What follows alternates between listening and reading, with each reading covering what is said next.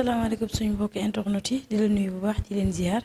di leen bëggee ñu suivre sur Khass TV la chaîne du peuple kon ni ñu koy defee rek à chaque fois nee naa leen ñun Khass TV dañuy dox ci li nga xamante ni moom mooy actualité dox ci li nga xamante ni li ngeen bëgg bien vrai que nag ñi ngi ci couvre-feu kon ni ma koy waxee rek di ñaan yàlla feebar bi nga xamante ni moom moo fi nekk ba tey muy coronavirus di ñaan yàlla feebar bi dem ak jàmm ak salaam ñu commencé waat 2021 une nouvelle vie kon ni ñu koy waxee vie boo xamante ni vie bu neex lay doon. moi leadership la kon kenn ku nekk ci la nga nekk rek yàlla nga ci nekk meilleur nekk ci leader ba 2021 nekk ñu ñëpp suñu 2021 amal contentement nag bu baax a baax ñëw ndax waxtaan ak moom daf ñuy neex mu nekk koo xamante ni suñu xarit la suñu lépp la di contribuer nag ci li nga xamante ni mooy suñu liggéey nekk koo xamante ni da si jàpp bu baax a baax muy du jànje ko président des amateurs fan yi nag ci ginnaaw am na li nga xamante ni moom moo am li nga xamante ni moom mooy lamb yu clos xawaayam ci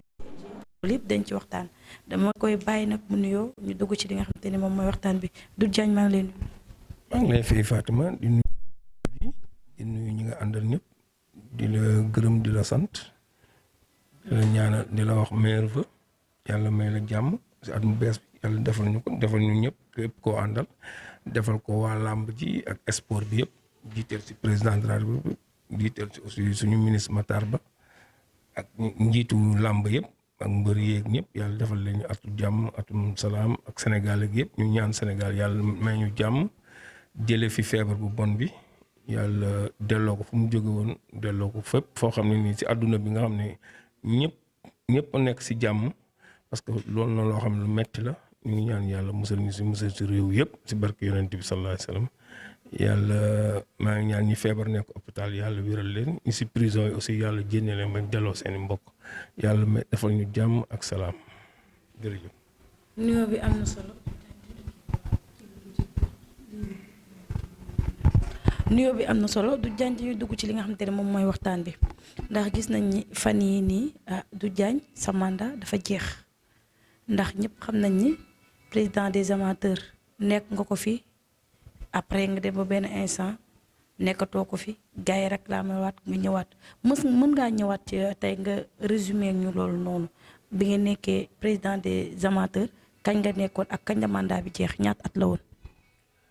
waaw njëkk naa ko nekk boobu 2000 la woon ñu dem ba 2019 2000 la woon dem 2007 yàlla def ma nekkaat ko ba 2019 mu jeex ma bàyyi. ba yàlla def ñu indiwaat ñu donc bi ñu indiwaatee aussi ñu ngi liggéey ba 24 décembre bi passé la jeex donc dañuy xaar gars yi ñu woote assemblée générale ñu xool keneen koo xam ne ko amateur yi bëgg la mu nekkaat fi incha allah. sa mandat jeex nga ne dangay xool ñi nga xamante ni ndax yow sax danga ne dangay bàyyi loolu mën nga koy confirmer. waaw dama ne du ma nekk candidat incha allah bu soobee yàlla. ndax doo nekk candidat. dara am nga àdduna moom dafa am loo xam ne nit ki tamit doo nekk fenn rek jëmale innama rabbuka bu yàlla defee keneen xëy na tey bon ñu bëri bëgg nañ ko nekk ku bëgg a nekk nag ku si nekk da ngay ñëw poser sa candidature rek buñ la mënee fal ñu fal la nga yokk li nga xam ne def nañ ko fi wala kii nga def lu ëpp loolu parce que loolu mooy dëgg parce que nit ki tam mënoo nekk fenn rek ne yow rek yaa mën keneen tamit mën na mën loolu la. est-ce que yaakaaroon ni que ni soo tey boo déposé waat doo gagné loolu tax nga teel a ne man damay bàyyi est-ce que tamit loolu yaakaaroo la. doo gagné loolu ay wax la rek. tamit est-ce que tamit yaakaaroo lu yaakaar ne yaakaaruma ko man xam naa ne bu ma ne woon damay nekk candidat it incha allah dinañ ma voté. maa ko xam parce que dama ko liggéey waaw nit ki fi nga nekk liggéey ko. ba yàlla def ñi nga séq ak amateur yi jàmm xam nañu amal nga leen njëriñ wala amuloo leen njëriñ loolu xam nañ ko donc man bu ma posé woon leer na ma ne incha allah dinaa gañ waaw mais du ma posé candidature du bi ñu ma indiwaatee am na ñu ne woon amateur yi bëggatuñ la ba ñoom ñu def seen candidature ne dañuy nekk pour ñoom lañu amateur yi bëgg. simple yi xam nañ. waaw mais non lu simple ak lu bëri dóor yëpp mais terewul dañ ma voté ma gañ donc loolu amul sens dafa am loo xam ne nit ku ne yàlla mooy maye am na ñu yàlla may nekk ak ay doomu aadama yëg leen fonk leen respecté leen am na ñoo xam ne mënuñu fonk doomu aadama mënuñu respecté ay nit man ku ma woo téléphone ma wuy la tuuti lu ma kenn ñëpp laa bokk yemale ku mu mën dimbali ma dimbali te yàlla sax bu ma ko mënu ma wax la mënu ma ko mais du ma nëbbutu du ma def dara man ñëpp xam ne ne man du ma nëbbutu sama soxla jàmbur moo ma gënal sama soxla te loolu boo jiitee ay doomu aadama il faut nga mënal leen dara parce que tey nga jiite ay nit mënal leen dara amul sens nit boo ko bu ñu la tànnee si ay biir gor gënoo leen ndey gënoo leen bàyyi ñii mat la bàyyi ñii mag la ñii ngeen maase ñii am na ñoo xam mën nañ la jur ñoom ñëpp ñu ànd ak yow mais dafa am lu tax tey bu mu leen moonoon yeneen kanam du ñu ànd ak man loolu la. daal nga ni instant bi doy. waaw noonu la mais terewul man amateur la ba léegi damay seetaan lamb képp ku fi nekk tamit dañuy ànd nga liggéeyal amateur yi ñu nekk ay amateur di seetaan lamb parce que lamb man mënu ma ko bàyyi parce que dama ko bëgg sama biir xol kan kenn mënu ma tere lamb ma nekk président amateur nekkuma ko damay dem lamb. du jaañ ñu gis ni yéen amateurs yi da ngeen xaw a bare les amateurs de président des amateurs président des jeunes amateurs ñu gis ni du jaañ yow ak une personne morale bi nga nekk est-ce que jarul tey yéen ngeen def lépp pour boole lépp mu doon benn ndax affaire bi gën a neex ndax wax nga ko comme que yow nee nga bëggatoo est-ce que tamit sóoraale woo ñooñu di ñëw loolu tax nga teel a bàyyi pour bañ ku la kii. non ñooñu di ñëw man amul importance parce que ñoom ñëpp ay amateur lañ xam nga tey njiit yàllaa koy def ñëpp mënuñu ne maay jiite nit nag boo bëggee ne man damay jiite si feneen dañ lay bàyyi nga jiite fi nga nekk loolu dara nekku si président yëpp xam nañu ne ñëpp ay waaye tey booy wax du jànjekoo boo ne président amateur ñëpp dañuy wax du jànjekoo donc looloo si am solo. pourquoi yéen pare woo leen pour boole lépp mu doon benn du jaañ ak yow. yow da ngay boole. déedéet man non xam nga dafa am loo xam ne ay principe la principe nit ku ne am nga sa principe mun nga ne diw neex na ma fii laa bokk nga ànd ak man bokkoo fi nga ne damay beru kenn mënu la tere beru ñaata syndicaliste fi am ñaata ay parti fi am ñëpp c'est normal c'est la démocratie bu la gisee yow fi nga nekk gisoo fa sa bopp wala mënoo dem campagne pour gagner ka fa nekk danga naan damay beru bon la neexee nga beru amul problème man loolu du ma si pousse kenn ne la ñëwul ñu ànd wala bul ñu ànd boo xoolee longo daal neex na koo teggi tamit bàyyil keneen ki longo ñu si des am na seen gis-gis si làmb bu leen neexee nangul naa leen ko amul benn problème. yow la ak Gora Ndoye yow la ak Gora Ndoye Gora xale la yow yaa leen uuf te gis nga tey làmb beneen mais yéen amateurs yi da ngeen a war a nekk benn kon ni ko gars yi di waxee mais fekkee du jaañ kuréelam Gora Ndoye ak kuréelam est-ce que tamit yow loolu mënoo koo dox tey nga woo leen nga toog ak ñoom waxtaan ak. xam nga yow tey man bëgguma wax Gora Ndoye sama rakk la amicale des amateurs la bokkoon ki créé des jeunes amateurs du Gora Ndoye du dëgg. kan moo ko créé. kii la léegi promoteur la. bii daal di ñëng. ñoom ba ñuy créé loolu Assane Ndiaye moo tëggoon làmb def tribune enfant 5000 def fële 3000 ñoom ñu ne loolu dafa cher ñu ne dañuy former seen groupe amateur waaw yow nga ne billet bi dafa cher da ngay former seen groupe tey kii président bi njëkk bi léegi promoteur la laa la ñu ngi Assane Ndiaye moo lay njëkk a tuddee làmb kon loolu am na sens bi xam nga loolu amul sens xëy na dafa am lu ñu bëggoon rek def nañ ko mooy xëy na dañoo bëgg ut tur wala mel ni ñoom kii man recevoir naa elal ñu bu ma toogee dafa gis-gisam mooy groupe baax ni ñu mel ñoom dañ ko bëgg a mel loolu lañ gisoon ni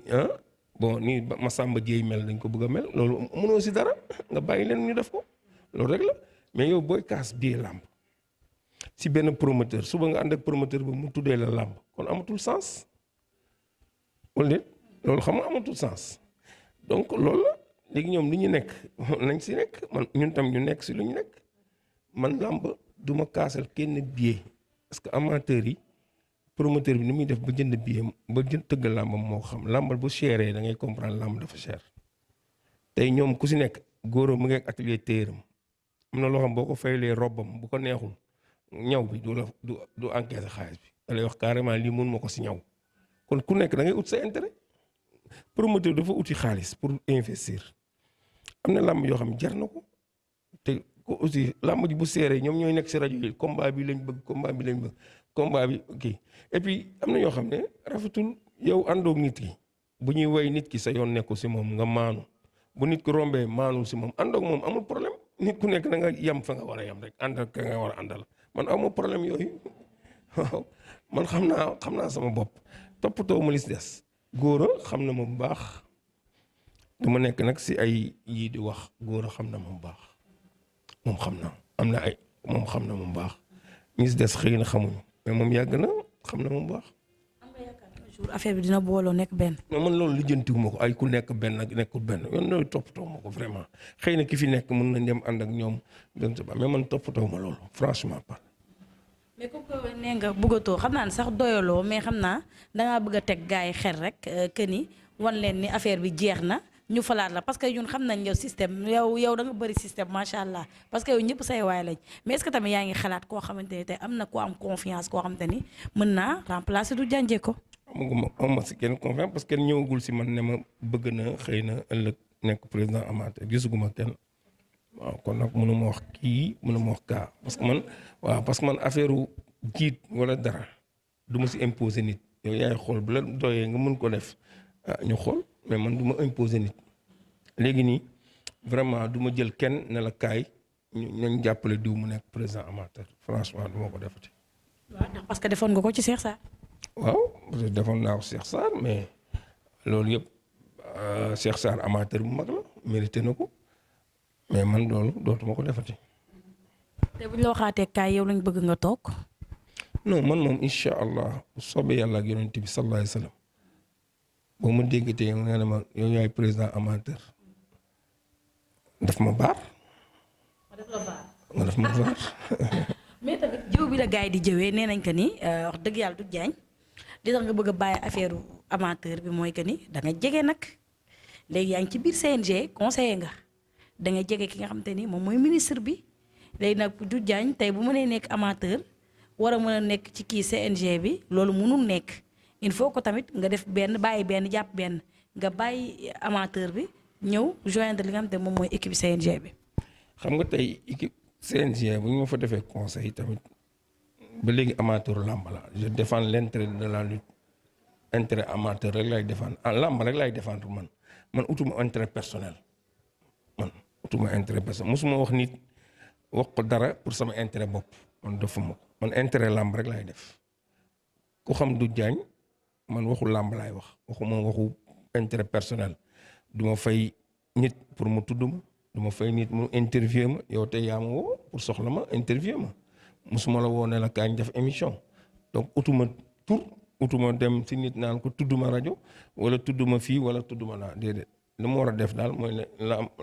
ku ma woo émission ma waxtaan ak yow si wàllu làmb bu ñu paree pare naa si donc utuma si leneen man làmb laa àndal. conseil bi ngeen nekk fi nga xamante ne au niveau du CNG. waaw loolu ministre bee ma tànn def ma ko comme ni mu tànnee yeneen nit rek loolu du dara waaw loolu aussi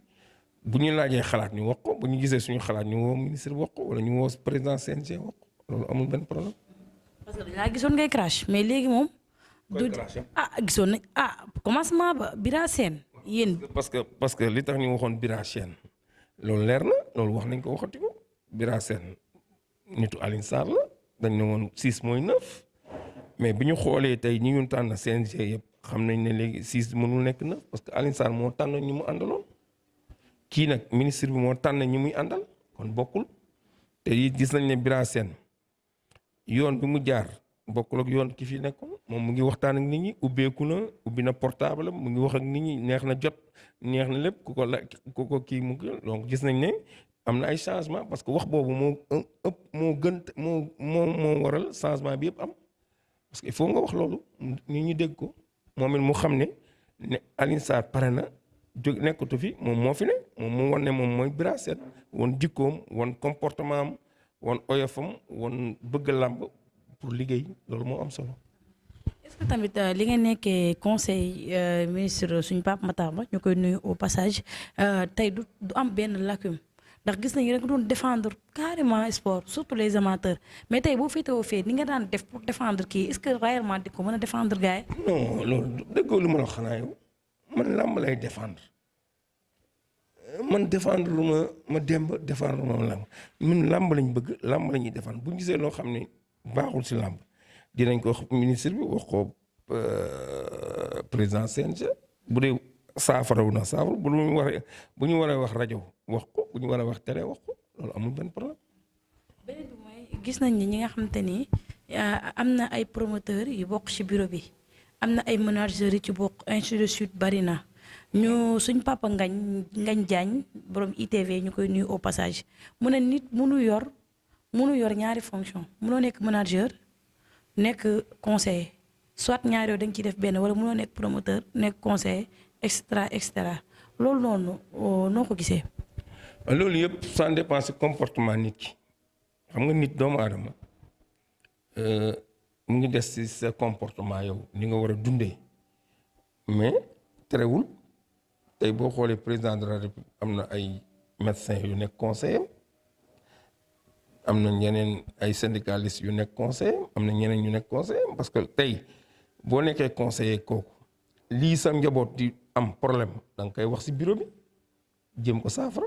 donc ça dépend ci kaw am nga comportement boobu mais nag bu dee nag doo mën a wax li nga xam ne sa njaboot am nañ ko sa mbir ma kooku aussi jarutul nga fay nekk. sa relation ak waa groupe baax.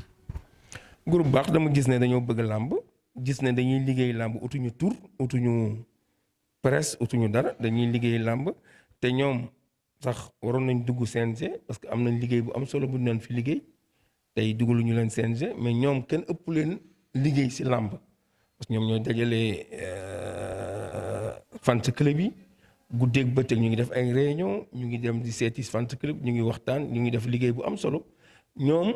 du ay làmmiñ wala ut benn nit bu leen defal promotion ñoom vraiment seen taxawaay ñëpp gis nañ ko si làmb ci tey boo laajee Saliou Seck bëgg a jàmm wax koo laaj fii si làmb xam nañ ne xale yu am taxawaay lañu si làmb donc ñoom mérité woon nañu nekk biir CNG parce que ñoom tey parce que fu lay liggéey rek am na ñoo xam ne liggéeyuñu dara si làmb dugal nañ leen foofu amuñu benn njëriñ peut-être am nañu ay quelques relations ñuy dem si ministre bi di wax wala nangam bañ dugal leen fa mais amuñu fa benn njëriñ honnêtement amuñu fa benn njëriñ groupe baax njëriñ bi mu am ñu bari amuñu ko nañu waxante dëgg voilà. di leen nuyu bu baax a baax waa groupe baax suñ papa Massamba Gueye ñu ngi koy nuyu bu baax ak Soro Malick bu Lansar ñoom it ay ñu baax lañ parce que nee naa ne ñoom tamit si ñu ma tette lañ waa groupe baax ndax XFM ba ma fa nekkee ñoom ñoo ma doon dooleel di ma conseiller di ma tettee ñu ngi leen di béggee bu baax a baax parce que ñoom seen taxawaay ci làmb dafa am njariñ lool mais sa relation ak waa Amalda maa ngi ñoom ñoo ànd mooy ñoom maay ñoom ñooy man waaw ñoom maa ngi nuyu Saliou Diouf di nuyu Diène di nuyu Mamadou Diouf di nuyu képp koo xam ne yaa ngi foofu ñoom Mbaye ak ñoom Awu Diouf ñoom ñëpp Ngaati Sey ñoom ñëpp ñoom benn lañu ñun ak moom ñooy 6 ak 9 ñooñu dama leen bëgg sama biir xol parce que ñoo yàgg ànd ci ngor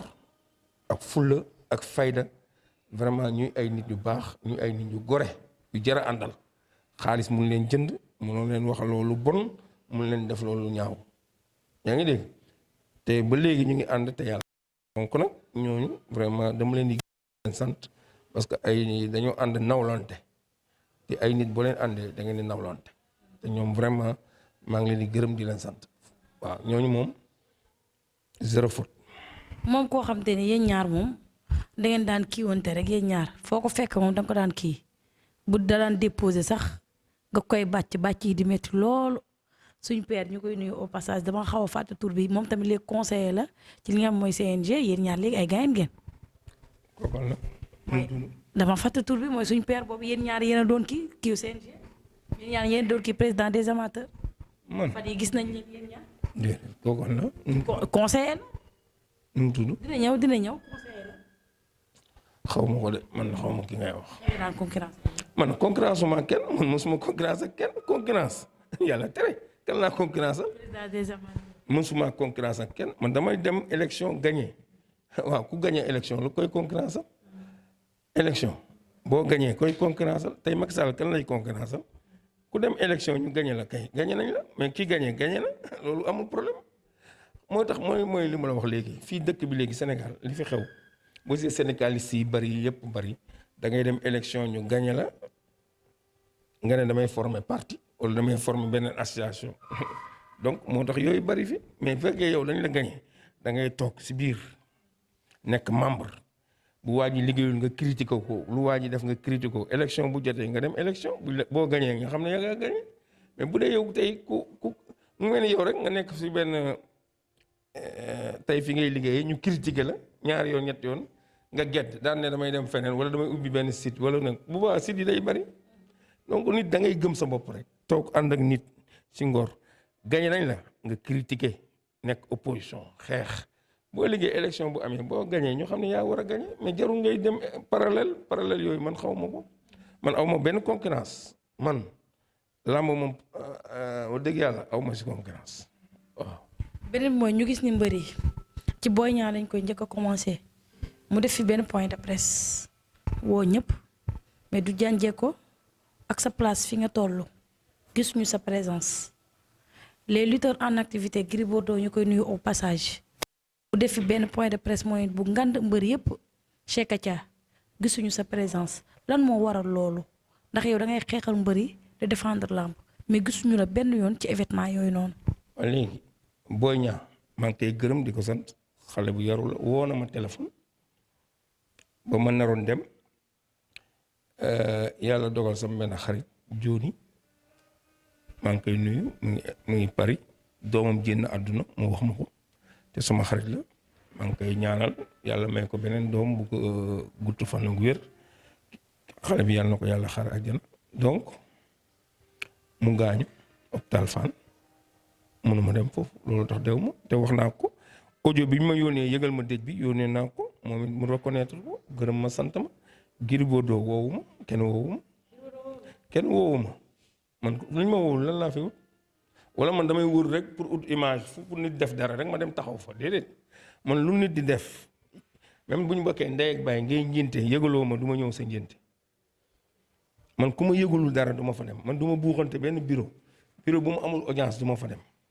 du ma taxawaal kër kenn du ma dem bureau kenn di buuxante pour nga gis ma déedéet man bureau bu ma amul audience du ma fa dem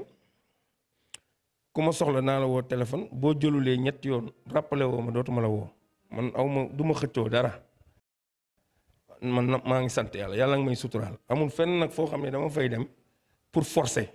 comme ñi ñuy dem ni bëgg a image yëg kenn ngi def dara rek nga ne xaaral ma dem fa non man du ma def loolu. est-ce que en tant que président des amateurs woon yow est-ce que yow jaroon na tamit tey Gris Bordeaux même bu la woowul ak maturité bi nga ne est-ce que tamit nga ñëw tamit pour mën leen a dooleel. lu tax may ñëw bu ma ñëwee ñu ne ma kan moo la fi woon dooleel booy dooleel nit day fekk mu yëg la ne la kaay yokku ma doole mais yow man bu ma fa demee ñu ne ma fii du sa place kan moo la yëgal da nga ma yéene loolu yow. nit fa ngay dem fu ñu la woowul nga toog sa kër bañ a dem mais woowuñu ma fu ñu ma woowul du ma dem. mais yow nan nga gisee seen kuréel bi instant bi ñoom seeni discours pour bëgg la. man mënuma si wax parce que dew ma woon sa discours ba. mais seetaan nga ko nag seetaanu ma ko dégluwu ma ko. man mais lu ñu la yëgul looy la ngi seetaanu ma dégluwu ma. seetaanu ma dégluwu ma. mais lu ñu la dugalul loo sa yoon man sama yoon nekku si kenn dugalu ma si sama yoon nekku si waaw seetaanu ma dégluwu ma Boy Niang seetaan naa ko déglu naa ko parce que yëgal na ma. léegi point de presse Boy Niang nan nga ko gisee. mais lu baax la wane na ne moom mbër yi dañoo war a bëri wane na ne vraiment nañ leen yaatal ñu bëri parce que amuñu lu dul làmb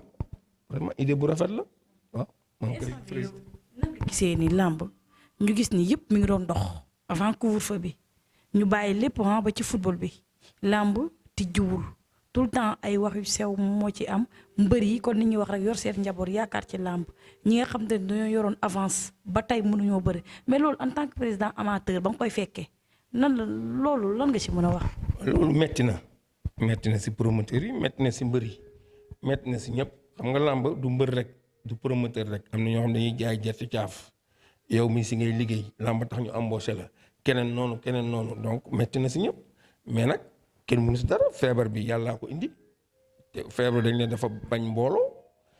sécurité aussi dañ fa war am loolu rek la kenn mënul fexe ba feebar bi doo am sécurité président defoon décret couvre-feu boobu ba léegi ñu jóge fa ñu ne feebar wàññeeku na ba musiciens yi doon joué ñun tam ñuy kaas ne war nañu ubbi làmb ñun tam ñu dund far yàlla def feebar bi ñu ne yokkuwaat na yàlla def couvre-feu amaat mais dañuy xaar rek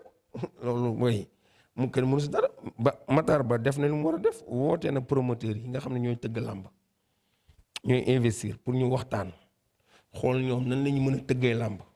ñu leen dem leen si CNG ngeen jox ko seen proposition ñu indil ma ko mais kooku bu bëggoon noonu làmb am mais yàlla defal lii am kon comme moom gàcce nga làmb waaw. mais ñu naan état bëggul làmb Matar Ba bëggul làmb dégg nga ay mbër sax yi ko doon cité loolu lan nga ci wax. non yooyu mbër yi seen xalaat la man de dëgg yàlla xam naa ne ku bëgg a làmb la parce que làmb mosul am benn problème te taxaw si daal yàgg nañu xeex ne stade yi duñ fa bëri mu ne stade yi làmb nañ fay bëri sport la comme ñëpp cosaan la ku gëm cosaanam la ñi ne wax gëmul làmb nag xëy na je ne sais pas mais ñoom daan ne am na mbër yu daan wax kii bëgg na làmb c'est ça ku nekk sa xalaat mais ñun de dëgg yàlla dañ koy gërëm di ko sant ku bëgg làmb la waaw. mais yow recevoir nañ leen yow suñ père Gaston bari nañ pour waxtaan ak yéen ci li nga xamante ne moom mooy làmb Matar Ba foofu yéen idée la fa génne ndax gis nañ ne yéen sonn ngeen ci loolu ak ba ci huis clos bi. coono bi Matar Ba nee naa dafa woote woo les promoteurs pour nañ dem CNG waxtaan ak CNG ut ay solution nan la ñu mën a tëgg làmb ñu proposé ko moom it am na ay kilifa mu dem proposé ko président ñu xool nan la ñu mën a organiser làmb si loolu lañ nekkee mais huis clos bu fekkee huis clos moo mën a tax làmb am macha allah bu dee arène bi xaaj nañ ko ne 1000 personnes mooy dugg wala 2000 personnes ah alhamdulilah loolu yëpp ñun amuñu si benn problème parce que ñun làmb am man de làmb am mooy sama intérêt dama ko bëgg mu am promoteur yi seen xaalis ñu jot ko wa ilaa ñu xool ni ñu koy organiser ba làmb am ku nekk gis sa bopp ñun noonu lañu bëgg mais du ma ne lii moo ma arrangé wala lii moo ma arrangé te arrangé wu promoteur bi parce que promoteur bi aussi moo génnee xaalisam waaw. mais dégg nañ tamit yi nga xam te ne mooy mbëri di kaas ne promoteur yi rek waruñu leen woon jox ñoom tamit dañoo waroon am mbëri dégg nga kaas boobu noonu. non loolu man sama yoon nekku si man yooyu duma si wax mbëri am nañ droit wax. ménager am na droit ne man damay am amateur am na droit ne damay am ku nekk sa point de vue non gisuma si dara am nañ si droit fii c'est la démocratie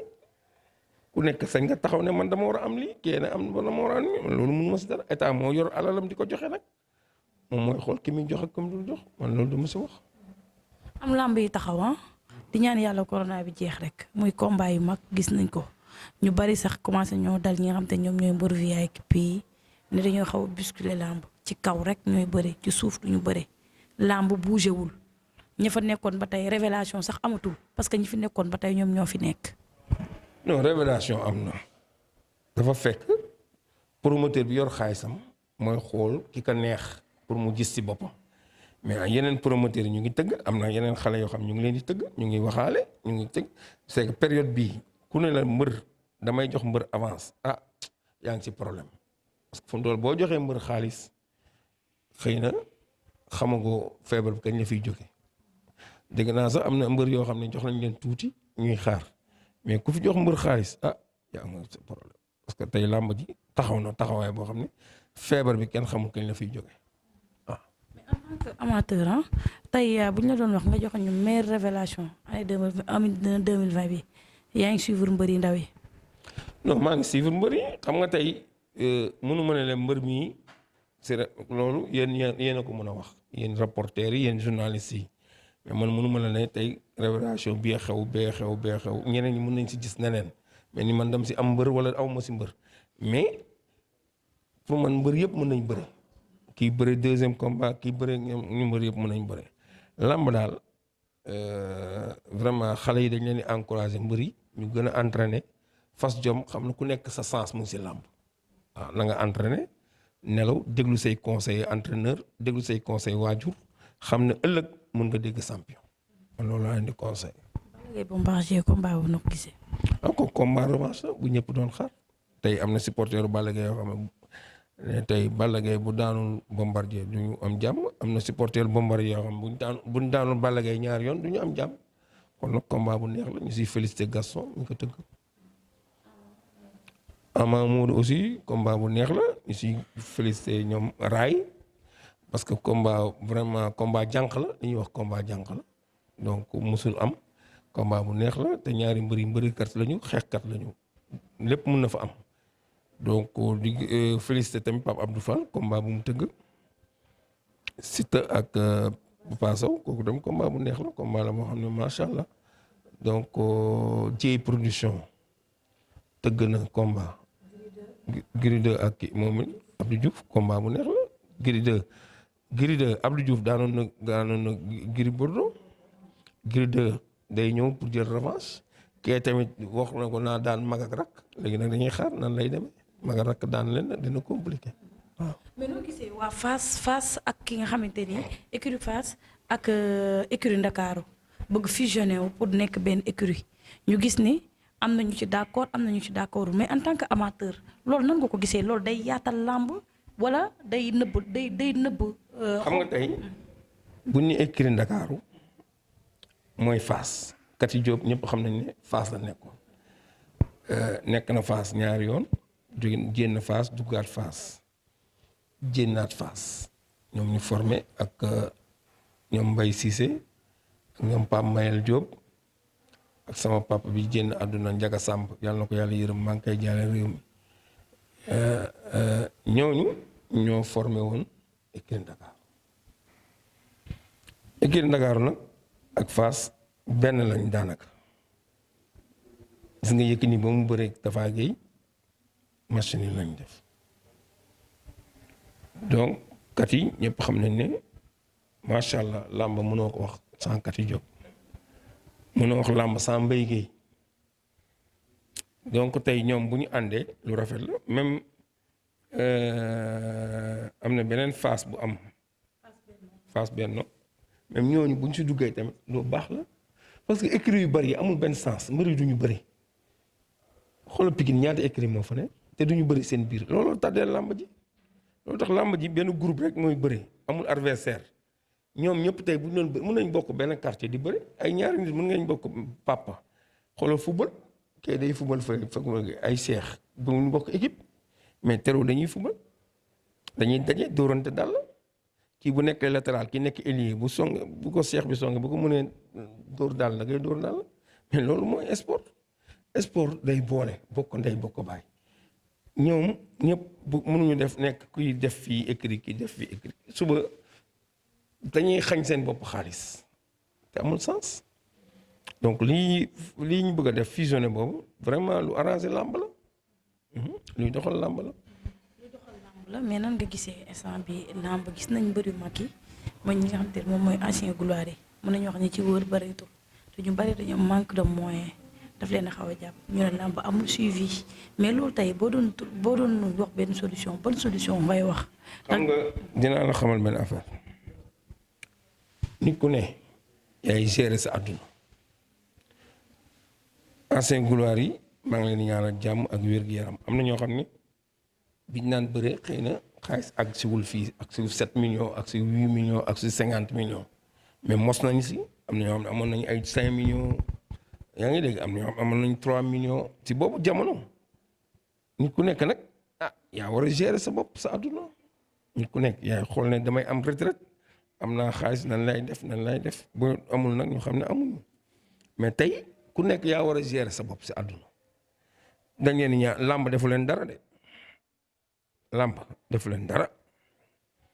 mais tey làmb aussi bu leen war a jàppale ku si nekk war nga jàppale nit te yàlla tax ut moyen boo leen jàppale ñu jàppale leen loolu amul benn problème loolu mooy yoon waaw. 45 ans yi noo gisee dañ ne 45 ans yi bu fekkee après apte nga pour kiiwaat pour mën a bërewaat dañu lay bàyyi nga bëre mais loolu da nga ko gisee parce que am na ñu bari sax d'accorduñ ci. non xam nga léegi 45 ans am na mbër yoo xam ne seen 45 ans dañuy màgget am na ñoo xam toujours xoolal Balla Gaye 2 keroog ba muy retraité ci la daan jël mënoon xëy na mën na continuer mais xamoo suba mën na bëri xale boo xam boo ko ëpp doole daan ko doo comprendre moo tax affaire yi dafa yombul mais li gën mbër daal boo amee certificat médical am 45 ans ñu wóor ne yow tu es solide mat nga wér nga sa yaram yëpp mën nga bëri ah nga bàyyi nga bëri bu ñu wóoree ne yow mii mënoo bëri ñoo xam ne mënoo bëri mais nag ah en tout cas doy na war de waaw il faut daal ñu seet ko bu baax. MMA noo gisee parce que waxoon nga ci ne MMA yow ñemewoo ko quoi am na côté yoo waxee ne nag ne baaxul ñu gis ni mbër yu bari dañ ne buñ bëriwul fii dañuy dem ndax gis nañ léegi mbër yu bari ci MMA bi lañ dem ñi ngi entraîné ñi ngi ci MMA bi est-ce que yaakaaroo ne MMA bi mën naa dem ba ëpp pouvoir li nga xamante ni moom mooy lutte avec frappe bi. non xam nga MMA du suñu sport ñun dañoo war a dundal suñu cosaan làmb Sénégal rek la am bëri dóor bëri simple bi am nañ si yeneen sport yi yaa ngi dégg mais MMA sport la boo xam ne violent la dafa violent jël ay nit def ay grillage bàyyi leen si biir dafa violent donc du suñu sport ñun dañoo war a dundal suñu sport dundal bi mooy gëm ne làmb mooy suñu sport parce que sport bi sport la boo xam ne dëkk yu bëri bëgguñu ko parce que dafa violent affaire esclave la woon jël ay esclave dugal leen foofu tëj ko xam nga yooyu du sport bu baax donc bëgguñu ko te pourtant ñiy bañ sponsoriser làmb yëpp dañuy sponsoriser sport boobu parce que ay tubaab lañu sportu tubaab la ñoom ñoo ko moom xamuñu ndax dañuy branchir wala xamuñu lu ñu fi nekk donc sport la boo xam ne baaxul ci réew te waruñu ko nangu dañ ko war a xeex gëm suñu cosaan bi dundal ko tubaab yi nga xam dañoo am ñëw suñu réew am fi alal ñu forcer leen ñuy sponsoriser suñu produit moo gën ñoom ñuy jël seen produit bu ko dundal suñu réew bu ko jàngal suñu doom yi defal ko suñu doom bu ëllëgee ñun ñu am ay sport yoo xam ne vraiment combat yoo xam ne baaxul ci violent baaxul. xaalis. non du xaalis da ngay xool sa der ak sa dund ëllëg moo gën lu affaire bi du xaalis mais gëm sa cosaan gëm sa réew moo ëpp xaalis nga gëm sa réew dundal sa réew moo ëpp xaalis. est-ce que yaakaar bëri instant bi ni ñuy def ni ñoom ñëpp dem daw ci MMA ba du am benn impact bu mu def ci lutte avec frappe. non du am impact ñun tey am nañu benn partenaire boo xam ne démb maa ngi def ak moom benn réunion nga xam ne tey mbër yu bëri mën na leen jël former leen suba ñu nekk ay garde corps international suba ñu nekk ay sécurité yoo xam ne bu ëllëgee dañ leen di jàngal xamal leen lépp bu ëllëgee ñuy am salaire bu baax dundal seen njaboot loolu moo gën MMA wala waaw loolu moo gën MMA ñoo xam ne tey mën nañ la former defar la ba nga baax bu ëllëgee nga mën a jariñ say waajur loolu moo ëpp MMA. kontaan nañ ci yow amaat contentement bu baax a baax waxtaan ak yow kon ni ñu koy waxee rek yow da nga nekk koo xam te ni kuy waxtaan ak yow ci làmb parce que yow moom da ngay wax lépp loolu tax tout le temps rek dañuy am yéene am xool ñu waxtaan ndax yow suñu nit nga di la wax lan ngay tàggatoo. li may tàggatoo mooy maa ngi ñaanal ñi nekk si làmb yëpp yàlla defal ñu jàmm ak wér-gu-yaram sutura mosul ñu si feebar bu bon bi mbër yi aussi ñu am ay combat promoteur aussi yàlla may leen xaalis bu ñu tëggee ay combat ñun amateurs yi aussi yàlla may ñu xaalis bu ñu duggee làmb ak bu ñu yoree suñu njaboot di ñaanal réew mi jàmm di ñaanal aussi président bu bees bi nekk CNG yàlla ak comité CNG bi yëpp yàlla may leen ndam defal leen vraiment li ñu yéene li ministre des sports yaakaar si ñoom yàlla defal leen ko ñuy gërëm aussi ministre des sports ak cabinet am gépp di ko encouragé gis nañu ni muy jàppalee làmb oyof na boo ko woowee téléphone mu wuyu la yaatal na bureau te loolu dafa am solo bu doon ministre yu bari ñu ngi def ni Matar Ba Macky Sall mën na tëdd nelaw parce que ministre doo jël sa bureau rek di recevoir ay chinois ak ay marocain ak ay tubaab bàyyi sénégalais yi donc ministres yi nañu xam ne ñun Sénégal ñun lañ jiitaluñu ay chinois jiitalu ay marocain jiitaluñu ay turc nañu recevoir sénégalais yi ubbi seen téléphone yi sénégalais bu leen woo nga wuyu ko waaye xam sénégalais démb ak bërki démb ngeen di naan ataaya ñu fal la ministre nga naan ko yónnee ma texto yónnee ma lii booy mënuma la jot booy nangam yooyu du dëgg du yoon nañ xam ne Sénégal lañ jiitaluñu beneen dëkk boo see problème yi am yëpp xale yi grève di sànni xeer yëpp kilifa yi nga xam ne ñoo nekk seen quartier yor ay ndomb tànk si réew mi faalewuñu leen dañuy romb jël seen oto yi lëndëmal ko duñ leen recevoir duñ leen faale duñ leen def dara dañuy am soxla si ñoom di bind ay courrier duñ la tontu duñ la def dara Matar Ba nag melul ni noonu ministre boo xam ne ku ko bind mu tontu la ku mu war a gis la loolu c'est important moo tax dëkk bi ñëpp di ko gërëm di ko sant di ko ñaanal yàlla xam ne daal moom il est là pour le Sénégal donc ñu ngi koy féliciter ñun nag duñu gërëm ku deful dara man de du ma gërëm ku ma deful dara wala nit ne ma diwle defal na ma teraanga muy sama nit ma wóor na kii nitam la dama lay gërëm sant la waaye du ma gërëm ku ma deful dara du ma gërëm it wax ay nit su lu baax te defoo ko loolu moom du ma ko def vraiment. Malick Ngom nee na sa soxna rek nga ragal. waaw Malick waaw c'est normal parce que xam nga man soxna ragaluma ko mais ku ko respecté la bu la yàlla mayee nga am soxna bu baax bu lay toppatoo bëgg la lool nga tamit nga bëggu da nga koy fonk respecté ko wax dëgg yàlla sama soxna gërëm naa ko sant ko. Malick du jaañ. non lan may ragal man non Malick moom dafa bëgg ma mel ni moom te man du ma mel ni Malick waaw moom soxnaam xam naa ni mu demee du ma ko weer waaye man daal heure tëdd ñëpp xam nañ ko damay tëdd heure dox nag dafa am heure waaye sama soxna man daal fu may dem nag moo may yóbbu ak oto bi moo may yóbbu fu may dem si dëkk bi sama soxna mooy dawal man dama am chauffeur te moom amul chauffeur looloo ko metti mais gërëm naa leen sant leen di leen ñaanal yàlla def kër gi barkeel publicité yi bari xaalis bi bari wér gi yaram sutura ak groupe bi nga àndal yëpp ñu leen ñaanal si at mu bees bi 2021 bi yàlla may ñu wér may ñu gudd fan may ñu sutura gu bari lafal ñu cat ci barke Seydina Muhammad jàppale leen may nuyu nag képp ku nekk bitim réew maa ngi lay ñaanal ngay suivre suñu Khass TV waaw ñoom lay nuyu moo tax ma wax leen ko parce que diaspora ñun Médina am nañu xarit boo xam ne du Dieng la tudd suñu ay xarit lañu Médina ñu daje ñun ñëpp yàlla def ñu def benn groupe panel boo xam ne social la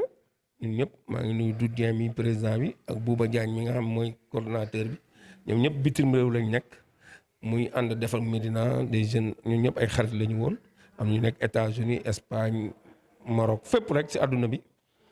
ñoom tam maa ngi leen ñu yàgg suivre làmb lañu samay xarit lañu woon dañu daan dem làmb ñuy wax yëfu paa yi ngay seetaan tey ñoo ma gën a bëgg làmb donc maa ngi gërëm képp kuy immigré di seetaan làmb di la gërëm di la ñaanal gudd fan ak wér yàlla may leen xéwal ak jàmm ak salaam parce que gis nañ ne seen taxawaay si bitim réew yàlla musal leen si feebar bi musal mboolem jullit bu ëllëgee ngeen am lu leen indi si réew mi si barke Seydina Muhammad may ñaan tam suñu mbokku jigéen ñi am jëkkër bitim réew ñu xam ne nañ muñ xam ne feebar bi moo waral xëy na Western Union yu bari dootu ñu ñëw genn wàll gi mooy ñëw parce que ñu si bari feebar bay tax xëy na liggéeyuñu ñi nekk fii tamit nañ comprendre seen jëkkër yi xam ne jamono ji feebar bee waral mu metti ñu toog muñ waaw muñal seen i jëkkër tamit xam ne ñu xam ne daal lii la yàlla dogal dépense bu manqué ñu xam ne daal li daan neex il faut mu wàññeeku kon ñu ku nekk na nga muñ bañ a yàq xaalis xam nga rek xam ni ngay téye xaalis bañ ko yàq xam ne day metti daal feebar bee tollu foofu yàlla ñu si yàlla jële si barke yonent bi sallallahu alayhi wasallam ko bëggee waat bu baax a baax moom du janjeeko kon ni ma ko waxee rek sànq mu nekk koo xamante ni moom suñu lépp daf ñuy conseiller di si jàpp nekk suñu xarit ndax heure bu ñu neex lañ koy fëgg te duñu rejeté kon li muy wax rek ndax boo waxee mu ne ñun ak yéen ñoo far te wane na ko ñu ngi koy jaajëfal bu baax a baax di ko ñaanal yàlla yokk ko ba mu yokk ko ndax su yokkoo rek ñun ñëpp yokku di bëggeewaat nag bu baax a baax ñi ma àndal kon li ma wax rek Khass TV équipe jeune moo fi nekk xale yoo xamante ni macha allah ku ci mel ne le Messi Omar ñu ngi koy bëggee bu baax a baax suma xarit sama lakkal di ko remercier bu baax ndax damaa ñëw léegi intégré ko force ci làmb ji ndeysaan mu nekk ku baax moom it ak ki nga xamante ni mooy suñu stagiaire bi nga xamante ni am nañ confiance ci moom parce que liggéey bi daf koo jëlee xol ak xel muy duudu ñu ngi koy remercier bu baax a baax mais di remercier suma xarit suma doomu ndey Ramatulaay borom émission bu neex bi la vedette ñu koy bëggee bu baax a baax ak l'infatigable Cheikh Diop mi nga xamante ni moom da ciy jàpp di ñu gunge Kalidou soxna sama chéri maa ngi koy bëggee ñoom Mira Elu ak képp koo xamante ni rek yaa ngi Khass TV di fa def lu doy waar di fa liggéey rien que pour Sénégal jëm ca kanam mais Omar dafa am benn message boo xamante ni il faut que ñu jàllale ko di wax couvre-feu dafa commencé ñu gis nag population bi ni ñuy jàmmarloo ak ñi nga xamante ni ñoom ñooy waa takk der yi te du yoon ndax nee naa leen état su waxee rek war nañoo boole lépp xam ne 14 jours kiiwul yombul daal 14 jours yomb na yombul mais nañ jël lépp rek dëxañ ko toog parce que tamit lépp lu ci mënti am su ñun la impact bi su ñun lay nekk ndax ñoom seeni doom ñoom ñi ngi Europe toog di jàng ñoom gisuñu benn seen doom ñun ñi nga xam te ne ñun ñooy baadoole yi ñun ñooy nekk ci biti di xeex di xuloo te loolu war nañ koo dépassé bien vrai que nag metti na parce que yaay yi dañoo daw ba sonn papa yi noonu xam nga dépense bi lépp a metti mais li ñuy wax rek yàlla gémmiñ gu mu xar rek dina am lu mu ciy def ñun ay ndaw lañ nañ defaraat suñuy toogaay bu baax a baax a baax a baax surtout ñun banlieue bi te xam ne lii du dara ndax kuñ ci jàpp say waajur ñooy sonn ndax tamit après da ngay ñaanal rek te balaa loolu 21h bu jotee ñun toog suñuy kër xam ne yàggul ndax ku mën a dox ba 20h fu mu jotee war ngaa mën a toog ba suba nga àgg li nga xam te ni moom mooy sa lii message bu ndaw la rek parce que nekk ñu fii di yeet kenn mais dañoo xam ne ñun ak yéen ñoo far parce que ñun ni ñuy def ñun dama naan ñun parce que suñuy rakk yi suñuy mag yi donc ñoom ñooy génn di ko def di jox gaa yëpp dig daje prochainement incha allah Khass TV li may wax rek commencé guñu dañuy fo naan gaa yi fi ngeen ko jàpp foofu la waa diaspora amuñu seen fay yàlla mi am seen fay yàlla na leen fay ci barki Seydina Mohamed sallallahu alayhi wa sallam jaajëf Omar